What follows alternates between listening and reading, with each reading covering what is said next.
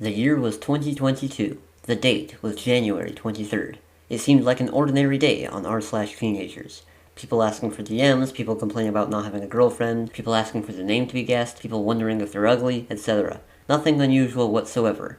But this day was not destined to be an ordinary day. That fateful afternoon, in an unknown group chat, friends were sending images back and forth, pointing weapons at their cameras, challenging each other to duels. One of them thought it was quite funny, and so posted his picture to Reddit. I challenge you to a duel. Yes, you. Don't try to back out of this. He had no idea what he had just started. I thought it would get 30 upvotes and die. Sir Snickersnee clicked the submit button, and the post was presented before the dozenish people serving on the Council of New at that moment. The council decided it was quite a good post, and so sent it off with a handful of upvotes to the depths of the feeds of those in hot. From there it climbed higher and higher until Sir Snickersnee's challenge sat at number 6 for the whole day with 5,000 upvotes, sandwiched between horrendous handwriting and episode 1697 of Teenagers Play GeoGuessr. The post had already surpassed Sir Snickersnee's expectations, but still, one does not attain legendary status by getting one post to the top 10. Within 2 hours, 3 people had a submitted post accepting the duel challenge. Individually, none of them did particularly well, but many members of the Council of New saw what was happening and hopped on the bandwagon. In the 24 hours after the original post, almost 150 people submitted posts accepting the duel.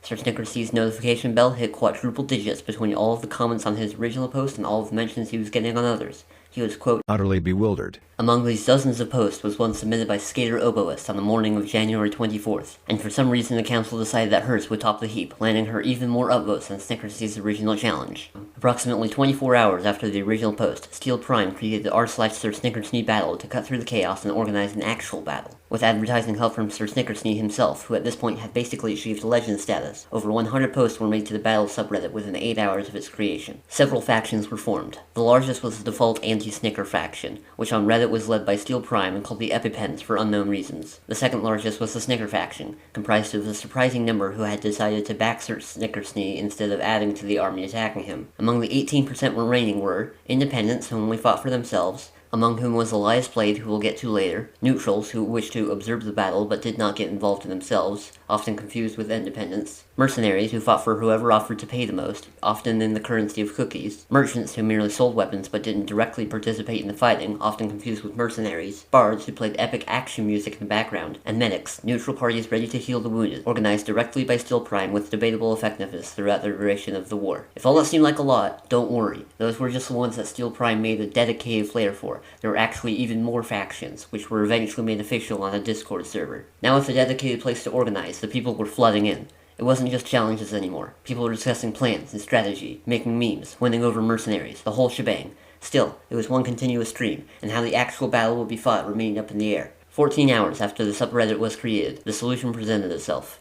A Discord server was set up by Chrissy Boo. Despite it being late at night in the United States, 5 people joined within 3 minutes, including Leigh Scribe, who suggested a server icon depicting a sword and a Snickers bar. This proliferated a common misconception about Snickersnee's name. It is not Snicker-Snee, but Snickersnee, an archaic word for a knife fight. Sir Snickersnee himself was also among the early 5, and was given the options of being called Lord or King, but ultimately decided to stick with Sir. An hour later, in order to make the fight more fair, a rule was added that no faction could have more members than Snickers. While this certainly led to more interesting diversity than on Reddit, it didn't end up mattering in the battles due to alliances. Some factions from Reddit got renamed as they made their way to Discord. The Epipens became L'Original Resistance, Independents were renamed Rogues, and Neutrals were nicknamed Newts. Some smaller factions from Reddit got double counted on their way to Discord, which later led to merging. As an example, this can now be seen in the archive with there being 2 Bacon Brigade channels, despite it not being the biggest faction by a long shot. Finally, on January 25th at 7 a.m., it was decided the battle would take place in Dungeons & Dragons. The battle was initially set for 3 p.m. that day, but as logistic problems began to pop up, mostly in the Discord server, it was delayed until the weekend. This meant much more time for factions to form alliances, make enemies, formulate strategies, and purchase merchants. In the afternoon of January 26th, L'Original Resistance was merged with the Butter Swordsman, led by Skater Oboist, elevating her to a much more important position as Snickersnee's official primary challenger. Following requests for more games than just D&D, a moderator named Omega opened a poll for people to vote among 18 additional games, including Minecraft, Team Fortress 2, Chess, Among Us, Skylanders, Rocket League, and many others. A minimum faction size of 4 was set. Everyone in a faction smaller was transferred to the Rogues, with an exception made for the 3 Musketeers. The server now consisted of 300 people. Finally, on January 28th, At 5 p.m., the war commenced. The Redditors flooded r/Snickersnee battle with memes, while the Discordians flooded every channel with messages. It seemed like chaos, but thanks to the organized categorization and hierarchy of Discord, everything was under control. There were many one-off unofficial duels as people trained for the upcoming matches, especially the chess players. Many of the less popular games had to be cancelled, but there were still 3 major battles in the war.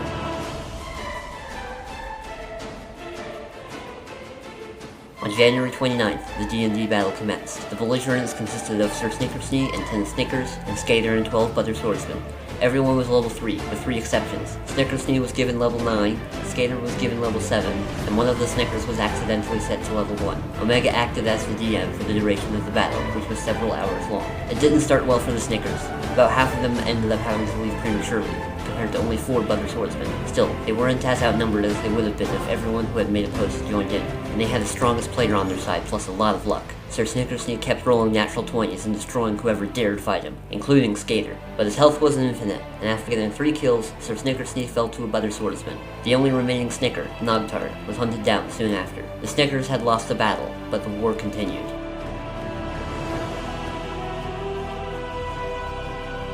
A total of 8 players showed up to the chess tournament. Among them were 4 Butter Swordsmen, 2 from the allied faction of the Bacon Brigade, a mercenary, and a single Snicker.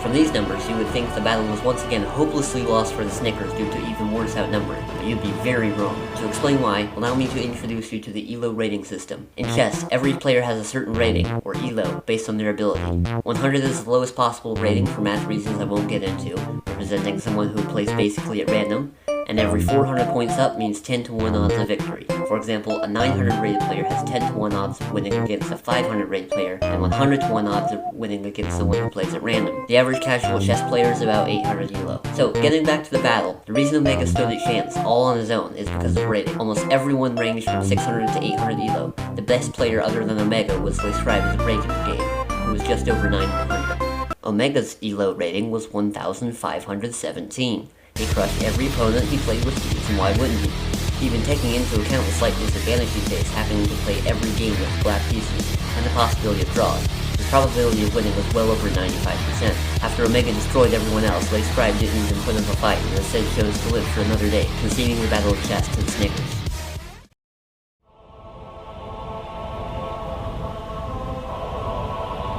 So this was it. Despite being far outnumbered, the Snickers had managed to tie the score. It all came down to Minecraft. At 3 p.m. on January 30th, the Minecraft server went online. 10 players joined, and the Snickers faced their best odds yet. 3 Snickers, a mercenary, and 1 from the Empire of Strador, versus 2 Butter Swordsmen, 2 from the Bacon Brigade, and 1 from the Dark Empire. The admins counted down, and the fighting commenced. To spice things up, the admins spawned various mobs so that players would have to worry about other threats than just other players. The first lot of players were struck down quickly, but then there was a stalemate between the final 3.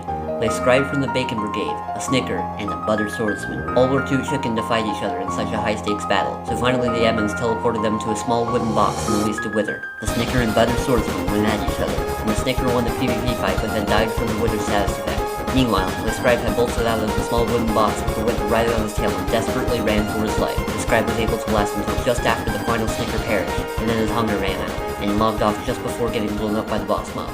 The Anti-Snicker Alliance had won.